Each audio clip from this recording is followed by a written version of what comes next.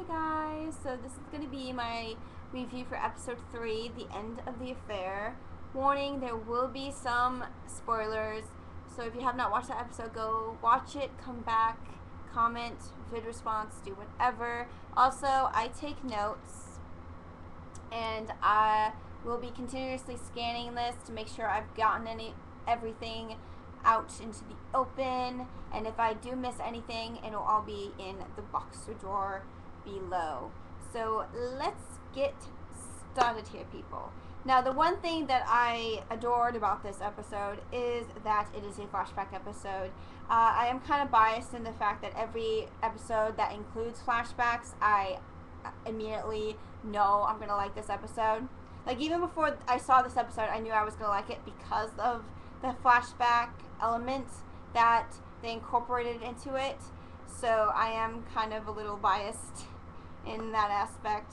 I love flashbacks. I live for flashbacks in films and in TV shows, and they're just amazing little cool little things that they add in, and I wish that every episode included flashbacks, but of course that would probably just get a little boring after a while. But again, I love flashbacks, so this episode was absolutely amazing, as were the others in the past. So the main point of this episode was for Klaus to make Stefan remember back to the 1920s when he was at his peak of ripperdom. If you could say ripperdom, I don't know, I just came up with that like right now or a few minutes ago, or I don't even know. I just came up with that and I thought it was a good, thing. Anyway, not only is Klaus trying to get not trying to get him to remember, but basically just walking down memory lane with him. Klaus also needs to contact a witch to ask her about why this hybrid thing is not working. As we all know from the last episode, Klaus was trying in vain to change these werewolves into hybrids, and they all went crazy and killed themselves, or they just died basically. And he doesn't understand why they did that, because it should have worked. So basically the witch is like, well, you obviously did something wrong. Of course, Klaus being stubborn, he's like, well, I did everything right. And she's like, well, obviously you didn't. And of course she says all spells have loopholes, but this curse, considering how old it is, they need to contact the original witch that made the curse. Now, of course, that witch is dead. And Gloria's like, well, we need to contact Rebecca. And Klaus is like, well, she is busy right now. Of course, I immediately think, oh, she's obviously related to you, and that means she's dead. She's busy being dead in a box somewhere. So there's that. That was lovely. And in that same sequence, as Stefan's looking for, I think he's looking for beer, or he's going to get a drink or something, he finds this picture of him and Klaus. And that's when we realize that, oh my god, Klaus and Stefan knew each other. And not only that, Stefan actually wanted to be Klaus's comrade. Because as we all know, back in the 1920s, like I said, that was the peak of Stefan's ripperdom. He was absolutely insane when it came to feasting on humans and all that. It was crazy to see the switch, right now, from present, Stefan's just like, why are you doing this? Why do you need me? Blah, blah, blah. What's the point of having me with you? And to back in the 1920s when he's just like, yeah, you do it. Your family just doesn't understand you. You could be the king. And you're just like, oh my god, it's so different seeing that kind of aspect. It was really cool. We also then we come to find that Rebecca is Klaus's little sister, and not only that, she has a big crush on Stefan. Very, very. I'm seeing a pattern here. I'm seeing a big pattern here. So yeah, there's that. We also we realize that she is wearing a very familiar necklace on her. She's wearing a very familiar, I don't even know where I was talking about, a really familiar necklace on her neck, obviously. And we come to find out what that means for Elena by the end of the episode. speaking of Elena, Damon tells Elena that Stefan is in Chicago. Now he knows this because Catherine calls him and says, hey, I know where they are, because as we find out, Catherine has been keeping tabs on Klaus and Stefan, along with Damon. Well, they weren't doing it together, but they were doing it separately, unbeknownst to each other. I just mucked that up. Anyway, so Damon's just like, okay, we gotta go to Chicago. And Elena's like, how do you know we have to go to Chicago? And Damon's like, it came to me in a dream. I was naked. You would have loved it. Why does he want to go to Chicago? Let's just say he doesn't want to see Oprah. Picks up underwear. Ooh, put this in the yes pile. I loved that whole little thing there. That whole little scene. That was beautiful. Also, along with the line, I'm shocked. Stefan's not a virgin.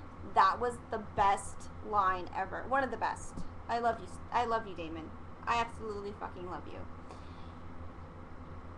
So Damon and Elena go off to Chicago, and Damon takes Elena to Stefan's old apartment and shows her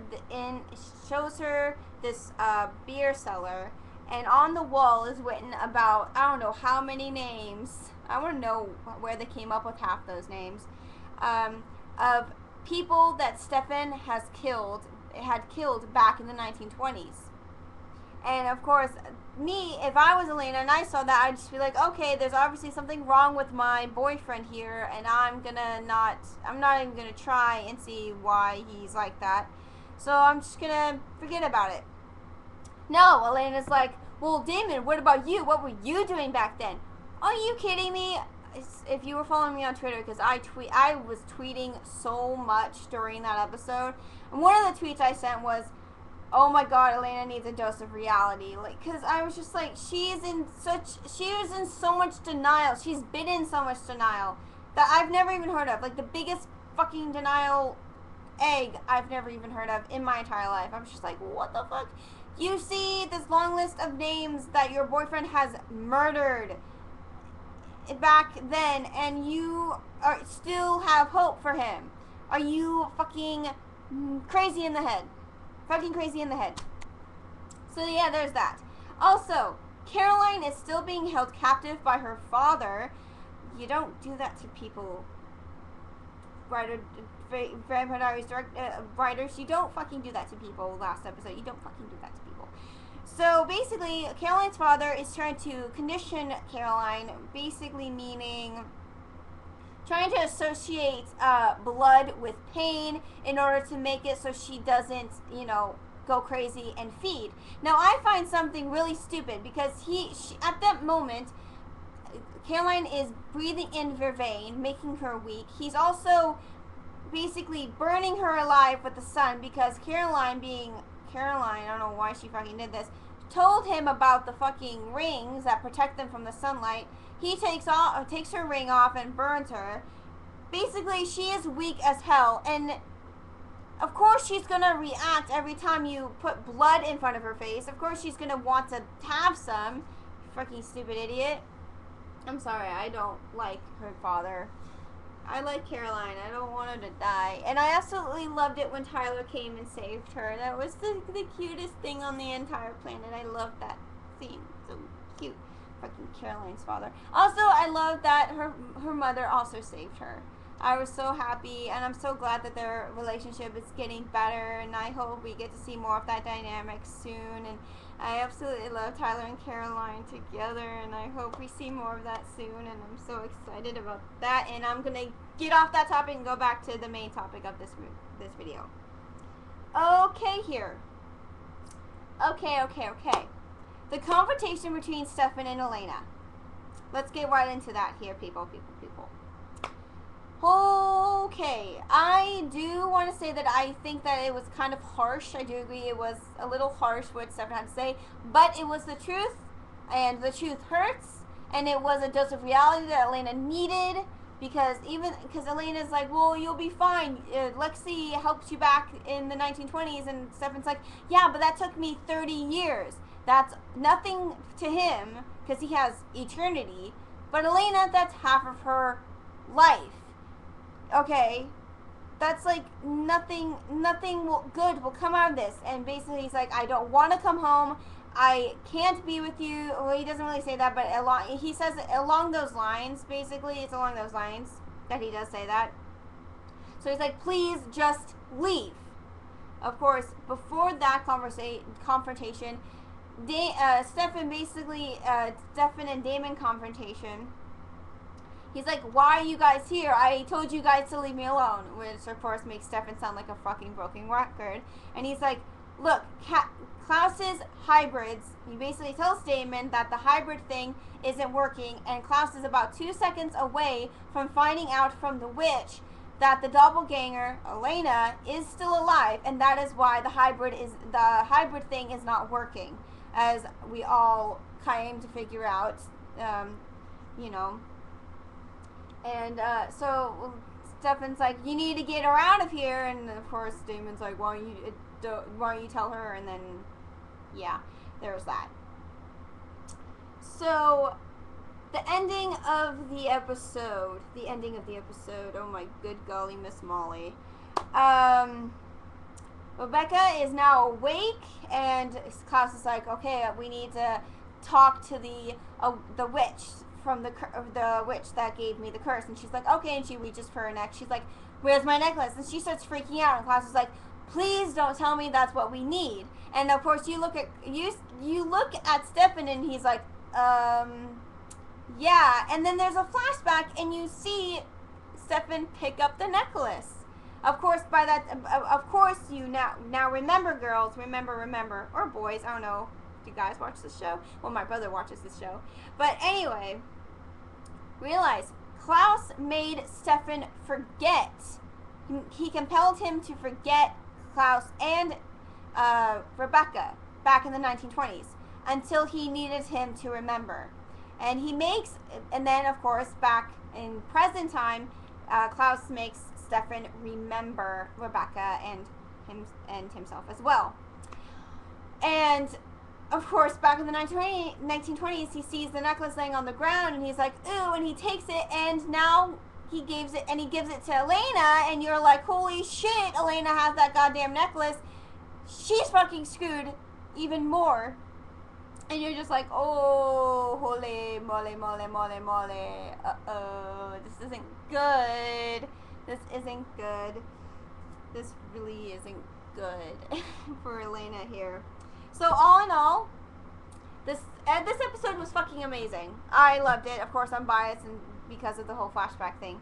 Hopefully I got everything answered, or I said everything that I wanted to say. If not, I will definitely put it down in the boxer drawer. Also, if you have any other questions you want to ask me, please, because I still want to do my Vampire Diaries Q&A. Please put any questions you have for me for this episode, or just anything Vampire Diaries. Please put it down there in the comments below. Tell me what your thoughts of this episode was as well, and all that jazz. And I love you all, and yeah, mwah. Bye-bye.